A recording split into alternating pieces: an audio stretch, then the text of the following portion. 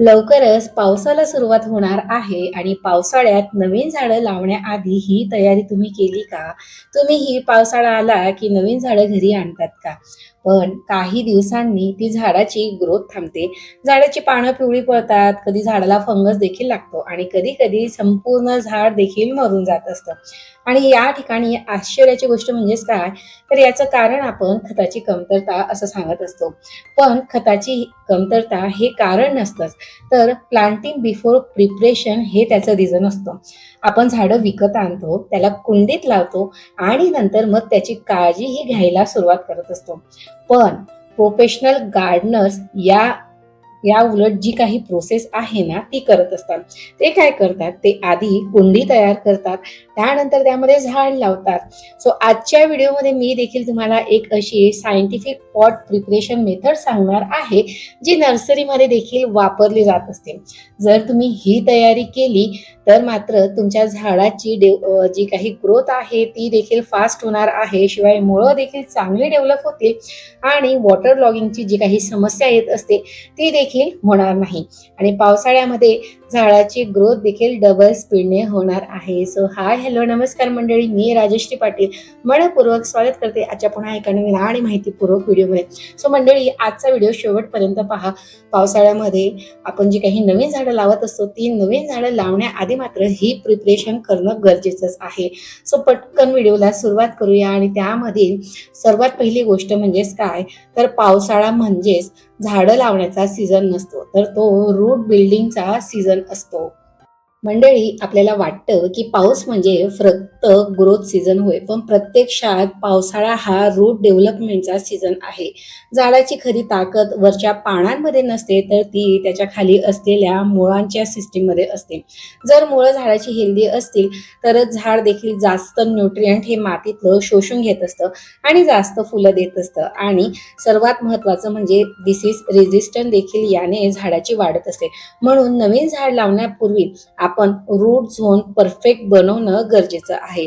So यासाठी आपण सर्वात महत्त्वाची गोष्ट म्हणजेच काय, तर पॉट सिलेक्शनची जी काही साईज आहे ना ती या ठिकाणी मॅटर करत असते. सर्वात पहिली चूक काय, तर खूप मोठी किंवा खूप छोटी अशी कुंडीची निवड करत असतो. जेव्हा झाडाच्या तुलनेने भरपूर अशी मोठी कुंडी वापरली जाते तेव्हा मात्र अतिरिक्त माती ही जास्त वेळ ओली देखील राहत असते आणि रूट रॉटचा त्या ठिकाणी धोका देखील वाढत असतो. त्यामुळे प्लांटच्या रूट बॉलपेक्षा साधारणतः 2 ते 3 इंचाची कुंडी ही मोठी असणं गरजेचं आहे. सो हे प्रोफेशनल नर्सरीचं गोल्डन असं सिक्रेट किंवा रूल देखील आहे. या ठिकाणी तुम्ही प्लास्टिक असो, मातीची असो किंवा सिरॅमिकची असो, अगदी ग्रो बॅगचा देखील तुम्ही झाडं लावण्यासाठी वापर करू शकता. फक्त झाडाच्या उंचीनुसारच मात्र त्यांची जी काही कुंडीची साईज आहे तिची निवड करणं तेवढं गरजेचं आहे. यानंतरचा सेकंड रूल म्हणजेच काय, ड्रेनेज सिस्टीम तयार करणे. पावसाळ्यात सर्वात मोठा झाडांचा किलर जर कोण असेल तर तो माहित आहे का, तर तो असतो ड्रेनेज होल. वॉटर लॉगिंग ही अनेक अशा म्हणजे बऱ्याच वेळेस ही समस्या येत असते. अनेक झाडं ही पाण्याअभावी नाही तर जास्त पाण्यामुळे मरत असतात. त्यामुळे जी काही कुंडीची ड्रेनेज सिस्टीम आहे ती तयार करणं खूप महत्त्वाचं आहे. ड्रेनेज होलवर तुटलेल्या कुंडीचा तुकडा किंवा प्लास्टिक मटेरियल किंवा एखादी म्हणजे नारळाच्या झाडांच्या करवंट्या किंवा ज्या काही शेंड्या असतात त्यांचा देखील वापर करू शकतात किंवा दगडाचा देखील वापर करू शकतात. यामुळे जे काही एक्सेस वॉटर असतं ते देखील बाहेर पडत असतं आणि फक्त पाणीच हे कुंडीच्या बाहेर निघत असतं, माती ही त्या पाण्यासोबत वाहून जात नसते. सो एक गोष्ट मात्र लक्षात ठेवा, पूर्ण तळ हा दगडांनी खचाखच भरणं ही देखील आधी पूर्वीची मेथड होती. पण या मेथडमध्ये कुंडी ही वजनाने जड होत असते. त्यामुळे वजनाने देखील कुंडी हलकी व्हावी यासाठी अशा प्रकारे खापराच्या तुकड्यांच्या किंवा जुने फुटलेली कुंडी असेल मातीची, तिच्या तुकड्यांचा वापर तुम्ही हे ड्रेनेज होल कव्हर करण्यासाठी वापरायचा आहे.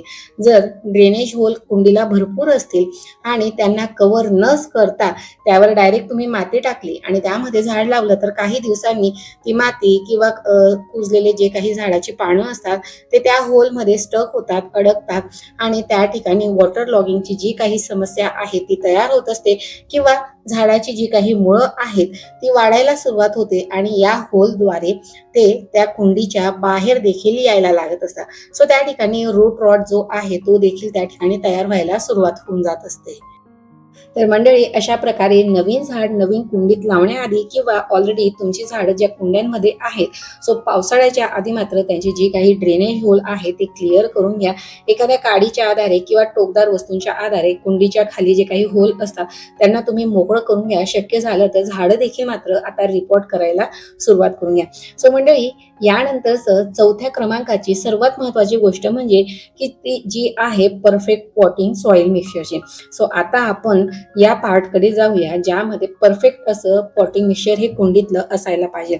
एक चांगल्या पॉटिंग मिक्सचरमध्ये 4 गोष्टी ह्या महत्वाच्या असतात आणि त्या देखील असल्याच पाहिजेत. सर्वात पहिली गोष्ट म्हणजे की त्या मातीचं स्ट्रक्चर कसं असायला हवं. ही जी काही माती असते ती झाडाच्या मुळांना आधार देण्यासाठी असते. सो त्यासाठी आपण या ठिकाणी गार्डन सॉइल घेतलेली आहे.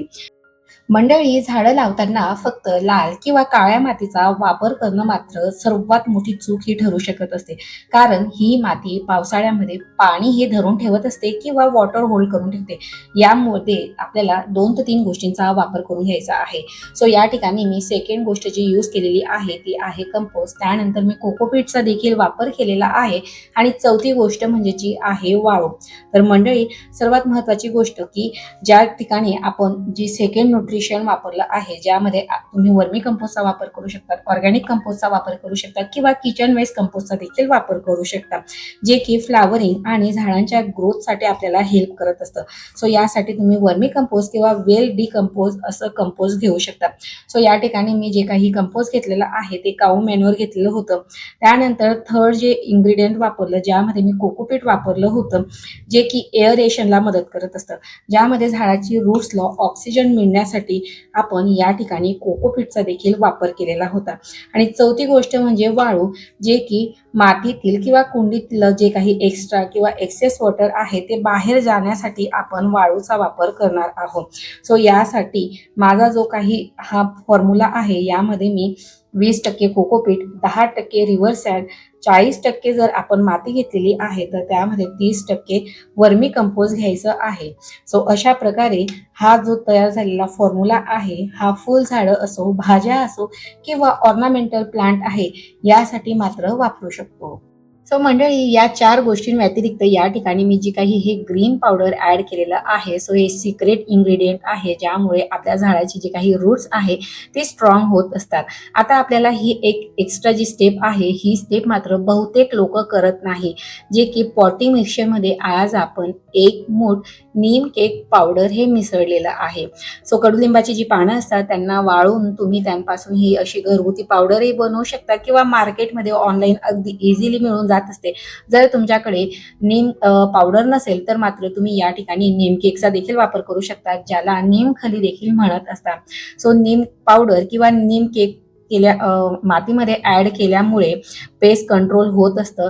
जे काही याच्यातले बेनिफिशियल मायक्रोबायल ॲक्टिव्हिटी जी मातीमधली असते ती देखील वाढत असते आणि सर्वात महत्त्वाचं म्हणजे जो काही रूट झोन असतो मातीमधील झाडाचा तो देखील मात्र या नीम केकने किंवा नीम पावडरने हेल्दी राहत असतो.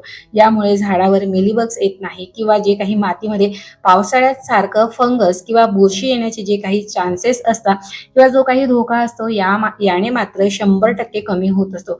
सो तुम्ही देखील अजूनही तुमच्या कुंडीतील मातीमध्ये नीम केक किंवा नीम खली मिक्स केली नसेल तर मात्र अजूनही वेळ गेलेली नाही, तर ती मात्र नक्कीच पावसाळा सुरू होण्याआधी मिक्स करून घ्या.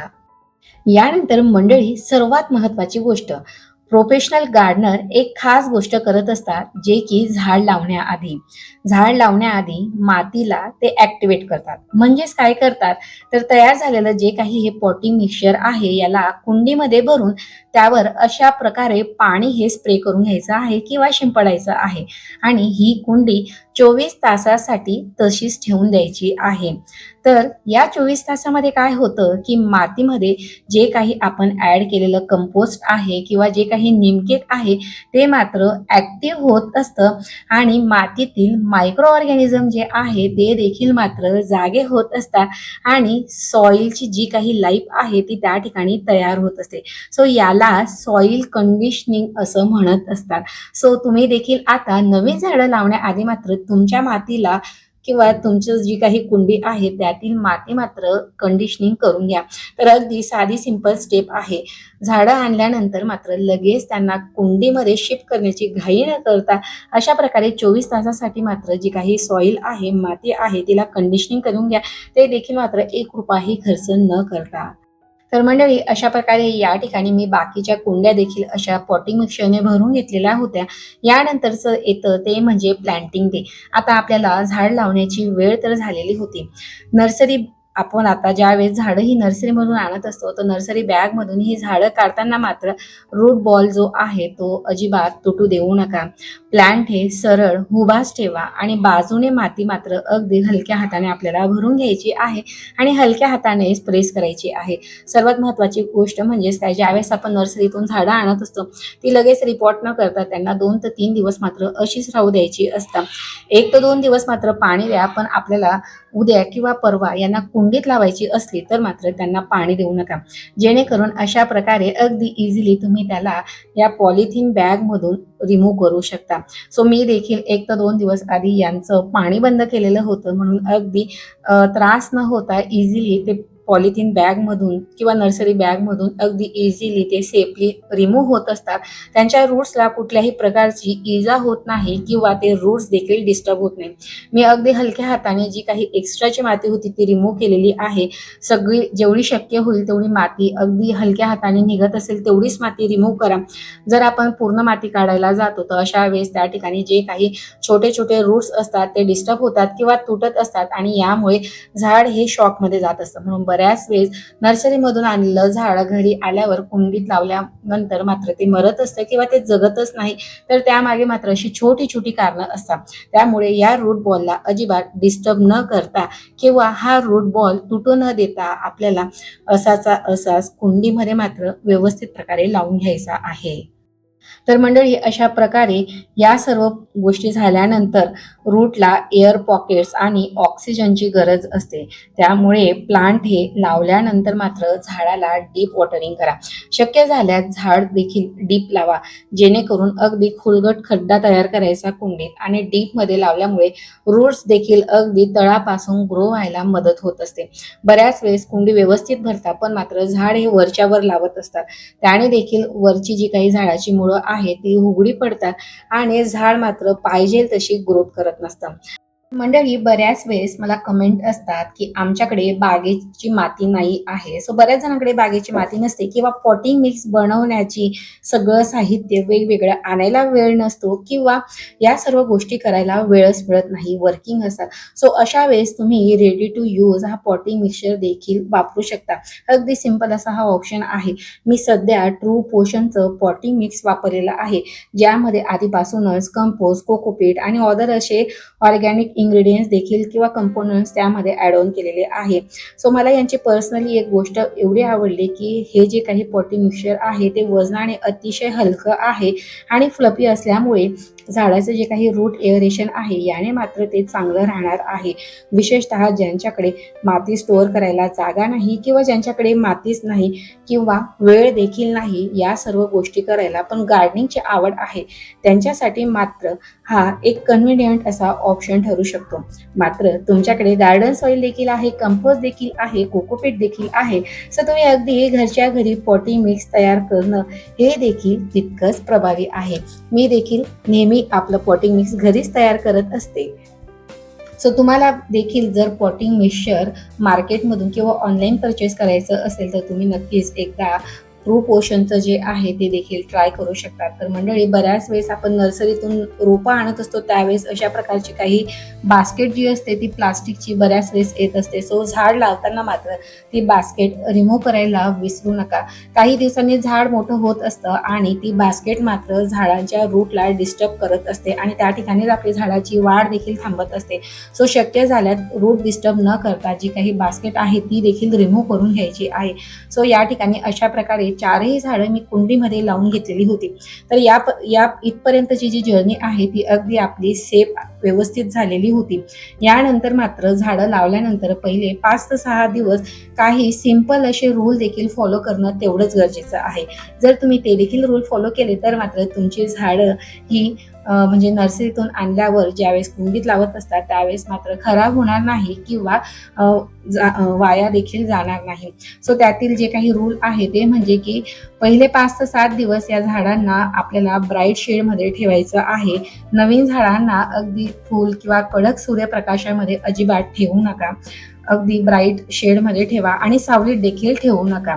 या काळामध्ये प्लांट एनर्जी ग्रोथवर नाही तर त्याचं जे काही रूट्स आहे ते एस्टॅब्लिश करण्यावर खर्च करत असतो. म्हणून जेवढी रूट हे एस्टॅब्लिश होतील तेवढाच तुमची जी झाडाची पुढची ग्रोथ आहे ती देखील मात्र दमदार होणार आहे. तर मंडळी, अशा प्रकारे झाड लावल्यानंतर भरभरून असं जोपर्यंत ड्रेनेज होलमधून पाणी बाहेर येत नाही तोपर्यंत झाडाला देखील आपल्याला पाणी देऊन घ्यायचं आहे आणि पाणी दिल्यानंतर मात्र अशा प्रकारे ब्राईट अशा शेडमध्ये मात्र झाडाला ठेवून घ्यायचं आहे. तर मंडळी, हेल्दी प्लांटची सुरुवात ही नर्सरीमधून होत नाही तर ती परफेक्ट पॉट प्रिपरेशन पासून होत असते. परफेक्ट मंडळी, तुम्ही देखील पावसाळ्यात नवीन झाडं लावणार असाल तर मात्र झाडं खरेदी करण्याआधी घरची कुंडी तयार करून ठेवा. कारण जेवढे स्ट्रॉंग रूट्स झाडाचे असतील तेवढं स्ट्रॉंग प्लांट राहतं आणि जेवढं स्ट्रॉंग प्लांट म्हणजे भरपूर अशी झाडावर फुलं देखील आणि झाडाची भरपूर अशी ग्रोथ देखील होत असते आणि कमीत कमी जे काही प्रॉब्लेम्स असतात ते झाडावर येत असतात. तर मंडळी, आजचा हा व्हिडिओ तुम्हाला थोडा जरी हेल्पफुल ठरला असेल तर मात्र व्हिडिओला लाईक करायला अजिबात कंजूसी करू नका आणि शेअर देखील करा की ज्यांना भरभरून अशी झाडं लावण्याची आवड आहे किंवा ज्यांच्याकडे कुंडीतले झाडं ही वाढतच नाही किंवा नेहमी खराब होत असतात. सो त्यांच्याशी देखील हा व्हिडिओ मात्र नक्की शेअर करा आणि सिंपल अशा गार्डनिंग टिप्ससाठी मात्र अजूनही तुम्ही चॅनलला सबस्क्राईब केलं नसेल तर मात्र पटकन सबस्क्राईब बटन प्रेस करून घ्या जेणेकरून येणाऱ्या प्रत्येक लॉंग आणि शॉर्ट व्हिडिओ तुम्हाला पाहता येईल.